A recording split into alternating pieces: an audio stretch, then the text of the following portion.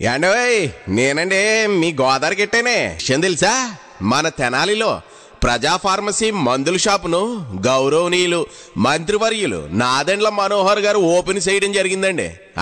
Medical items, పిల్లల diapers, పెద్దవాళ్ళ diapers, రకాల జనరిక్ మందులు, ఫార్మా మందులు అతి తక్కువ ధరలకే లభిస్తున్నాయండి. తెనాలి ప్రాంతంలో గతంలో ఎన్నడూ లేని విధంగా స్పెషల్ డిస్కౌంట్లతో మందులు అమ్ముతున్నారండి. Summer special offer smart learn computer institute వారు సమ్మర్ స్పెషల్ ఆఫర్ కింద ఎంఎస్ ఆఫీస్ మరియు సి లాంగ్వేజ్ కేవలం 1499 రూపాయలకి మాత్రమే అందిస్తున్నారు. విద్యార్థులకు, గృహిణులకు, వ్యాపారస్తులకు, ఉద్యోగస్తులకు అందరికీ ఉపయోగపడే విధంగా సులభంగా అతి తక్కువ ఫీజుతో ఎంఎస్ ఆఫీస్ మరియు సి లాంగ్వేజ్ నేర్పిస్తున్నారు. ఇవే కాకుండా బేసిక్ నుండి అడ్వాన్స్ లెవెల్ వరకు పైథాన్ మరియు Java full stock, data science, artificial intelligence, AI మొదలగు కోర్సులు నేర్పబడును. అలాగే 5వ తరగతి లోపు పిల్లలకు కేవలం 999 రూపాయలకే ఎంఎస్ ఆఫీస్ నేర్పబడును. వివరాలకు సంప్రదించండి. Prasad lab building, 4th floor, near town church, Bose road, Tenali. Star Shreni limited లో సభ్యత్వం పొందండి. మీకు చేసుకునే పొదుపుపై అత్యధిక వడ్డీ పొందండి. మీ గోల్డ్ పై అత్యధిక విలువ లోన్ గా పొందండి. ఖాళీ భూమి మరియు ఇళ్ల తనఖాపై రుణాన్ని పొందండి. తెనాలిలో హైటెన్షన్గా మారిన శ్రీ వాసవి కన్నికా పరమేశ్వరి అమ్మవారి దేవస్థానం సత్రం కమిటీ ఎన్నిక ట్విస్టుల మీద ట్విస్టులుగా కొనసాగుతుంది. 2 గ్రూపులుగా మారిపోయిన ఆర్యవైశ్యులు ఎవరికి వారే యమునా తీరేలాగా మారిపోయారు. ఒక వర్గం ఎన్నికలు జరగవు అని ప్రకటిస్తే మరో వర్గం మాత్రం ఎన్నికలు ఎట్టి పరిస్థితుల్లో జరిపి తీరుతామని ప్రకటించిన విషయం విదితమే. దీంతో ఒక వర్గం ఆర్యవైశ్యులు సత్రం కమిటీ అధ్యక్షునిగా మాజీ మున్సిపల్ చైర్మన్ పెండాల వెంకట్రావును ఎన్నుకున్నారు. తొలుత 2 వర్గాల ఆర్యవైశ్యులు ఈ నెల 13వ తేదీన కన్నికా పరమేశ్వరి అమ్మవారి దేవస్థానం సత్రం కమిటీ జనరల్ బాడీ సమావేశం జరపాలని నిర్ణయించారు. అయితే ఈ సమావేశానికి ఇతర కులాల వారు వచ్చారని, వైశ్యులలో ఇరు వర్గాలు ఒకరిపై ఒకరు ఆరోపణలు చేసుకోవడంతో పోలీసులు మంగళవారానికి అంటే ఈ రోజుకు వాయిదా వేసి పంపించారు. ఇందులో ఒక వర్గం నిన్న విలేకరుల సమావేశం ఏర్పాటు చేసి మాజీ సత్రం కమిటీ అధ్యక్షులు విదేశాల్లో ఉన్నందున ఆయన వచ్చిన తర్వాత సమావేశం ఏర్పాటు చేస్తామని, అప్పటి వరకు ఇతరుల మాటలు నమ్మవద్దంటూ విలేకరుల సమావేశంలో పేర్కొన్నారు. మరో వర్గం మంగళవారం నాడే మేము సమావేశం ఏర్పాటు చేస్తాం అంటూ ప్రకటించి సమావేశానికి హాజరయ్యారు. ఈ సందర్భంగా పెద్ద ఎత్తున పోలీసు బందోబస్తు ఏర్పాటు చేశారు. ఎవరికైతే సభ్యత్వం ఉందో ఆ సభ్యులను మాత్రమే లోపలికి అనుమతించి మిగిలిన వారిని పోలీసులు బయటకు పంపించేశారు. దీంతో ఒక వర్గం సభ్యులు మాత్రమే హాజరయ్యారు. వారు మాత్రమే సమావేశం ఏర్పాటు చేసి మాజీ మున్సిపల్ చైర్పర్సన్ పెండాల వెంకట్రావును అధ్యక్షులుగా, తాతా శ్రీనివాసరావును ప్రధాన కార్యదర్శిగా ఎన్నుకున్నారు. ఉపాధ్యక్షులుగా పెండాల సుబ్బారావును, కోశాధికారిగా శ్రీరామ్ రాజాను, వైశ్య విద్యానిధి సెక్రటరీగా గుండా పిచ్చిను ఎన్నుకున్నారు. అయితే ఈ సమావేశంలో 2వ వర్గానికి చెందిన ఆర్యవైశ్యులు హాజరు కాలేదు. అయితే వారు తీసుకునే భవిష్యత్ కార్యాచరణ మీద ఈ ఎన్నిక ఒక కొలిక్కొచ్చే అవకాశం ఉంది. అయితే ఎన్నిక పూర్తయింది. ఈ విషయంపై మరో వర్గం సైలెంట్ అయితే ఈ సమస్యకు పోలీస్ స్టాప్ పడినట్టే అని భావిస్తున్నారు. ఏది ఏమైనా గత 4 రోజులుగా తెనాలిలో ఆర్యవైశ్య సత్రం కమిటీ అధ్యక్ష ఎన్నిక హైటెన్షన్ పుట్టించింది. తెనాలి కన్నికా పరమేశ్వరి దేవస్థానం సత్రం కమిటీకి ప్రెసిడెంట్గా 13వ తారీఖున నన్ను ఎన్నుకోవడం జరిగింది. నన్ను అంటే పెండాల వెంకట్రావుని ఎన్నుకోవడం జరిగింది. పిఎస్సీలుగా మరి తాతా శ్రీనివాసరావు సెక్రటరీగా ఎన్నికయ్యారు. అట్లాగే ట్రెజరర్గా శ్రీరామ్ రాజా గారిని నియమించడం జరిగింది. పెండాల సుబ్బారావుని వైస్ ప్రెసిడెంట్గాను, బొత్సు సాంబశివరావు గారిని జాయింట్ సెక్రటరీగాను నియమించడం జరిగింది. కమిటీ సభ్యులుగా నూకల రాధాకృష్ణమూర్తి గారు, లేచి నిలబడండి పేరు చెప్పినప్పుడు, నూకల రాధాకృష్ణమూర్తి గారు,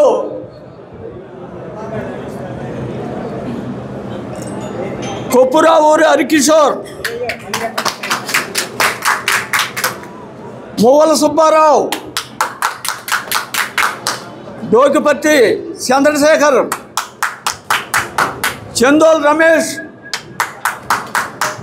మాజేటి కృష్ణకిషోర్, కొల్లిపర్రి రాధాకృష్ణమూర్తి, జక్కా చంద్రకృష్ణ ప్రసాద్, యేసు రవికుమార్, కూరపాటి రవికుమార్, మానేపల్లి చంద్రశేఖర్, తవ నాగప్రసాద్, సింగిరికొండ ఆంజనేయులు గారు, వీరందరినీ కమిటీ ఆమోదించినట్టుగా చేతులెత్తి చప్పట్లు కట్టవలసిందిగా కోరుతున్నాం.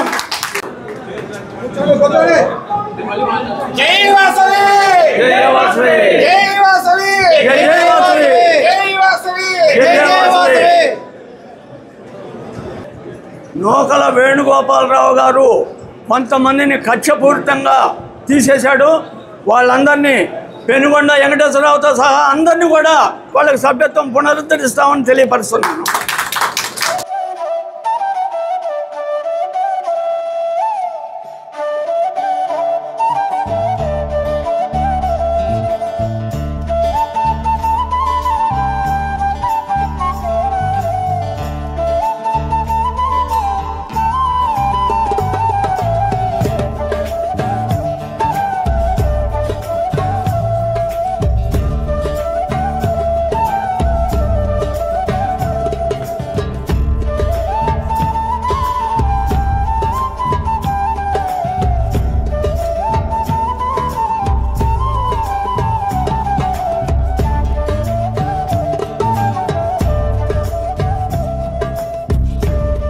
అయితే గత 20 సంవత్సరాల నుంచి కూడా ఓసీ గారు చెప్పారని చెప్పేసి అప్పుడు నేనే ఉన్నా.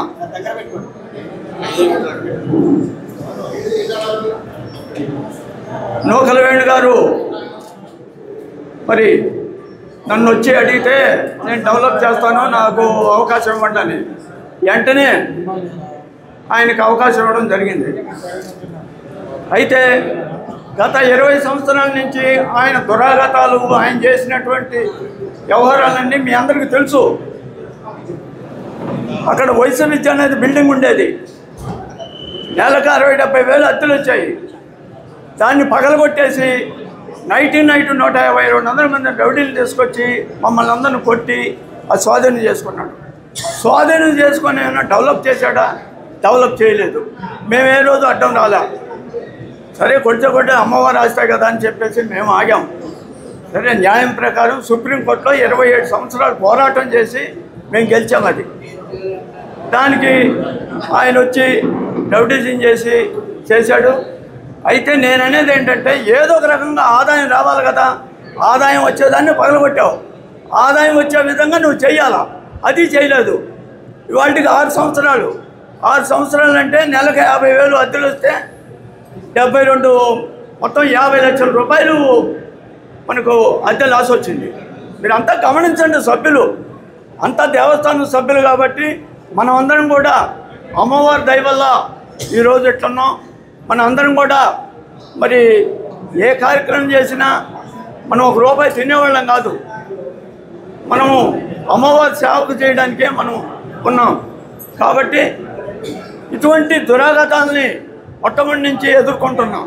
ఎన్నో దెబ్బలు తిన్నాం, ఎన్నో రకంగా ఇబ్బందులు పడ్డాం. మరి మేము ఆఖరికి ఏం చెప్పామంటే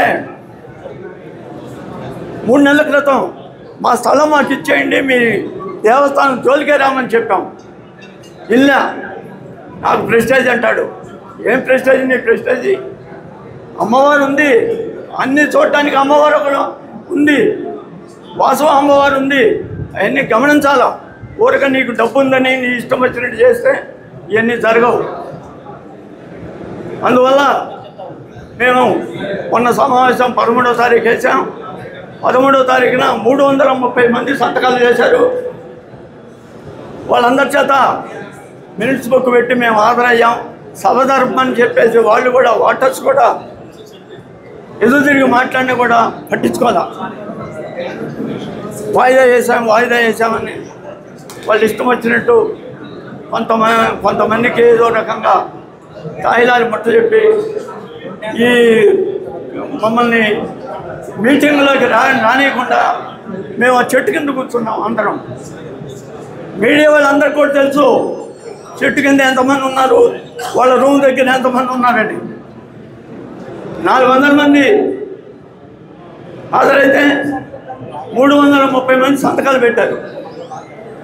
తర్వాత మేము రాలేకపోయామండి సంతకం పెడతాను అడిగితే వద్దండి మొన్న వచ్చినలో పెట్టాలా, రేపు మీటింగ్ ఉంది ఆ మీటింగ్లో పెట్టండి అని చెప్పడం కూడా జరిగింది.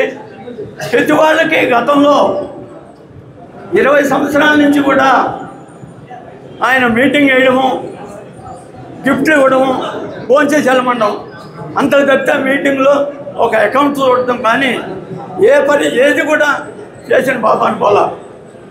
గత 20 సంవత్సరాల నుంచి సభ్యులందరూ తెలుసు, సభ్యులకి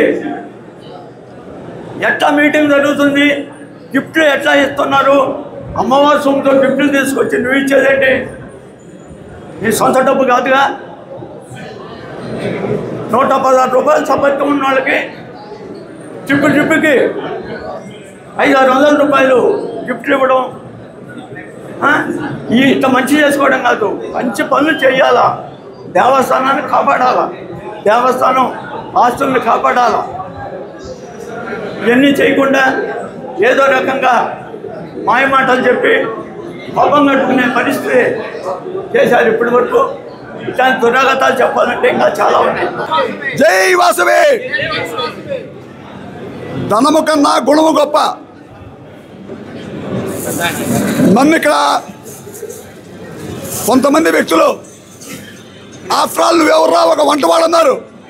అయ్యా నేను నిజమే వంటవాడిని, కానీ ఇవాళ మీ అందరి సహకారంతో, పెద్దల సహకారంతో నన్ను సెక్రటరీగా ఎన్నుకున్నందుకు మీ అందరికీ ధన్యవాదములు. దేవస్థానం పాలకవర్గ విధుల్లో కానీ,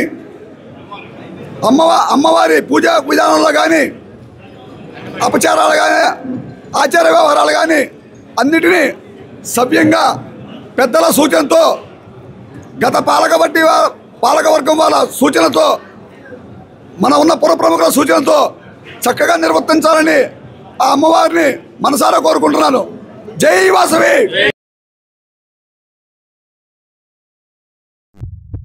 వి cardiac multi speciality hospital, Kothapeta, Tenali.